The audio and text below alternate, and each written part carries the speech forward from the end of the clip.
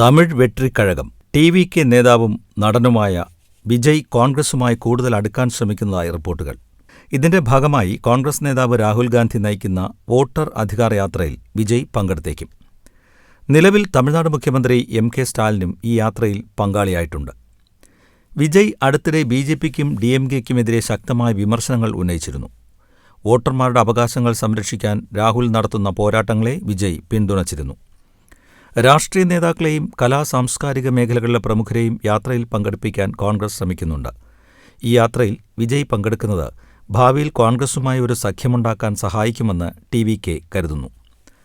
അടുത്ത നിയമസഭാ തെരഞ്ഞെടുപ്പിന് മുന്നോടിയായി തമിഴ്നാട്ടിൽ കോൺഗ്രസിനെയും മറ്റ് ചെറുകക്ഷികളെയും ചേർത്ത് ഒരു മൂന്നാം മുന്നണി രൂപീകരിക്കാൻ ടി.വി.കെ ശ്രമിക്കുന്നതായും അഭ്യൂഹങ്ങളുണ്ട്.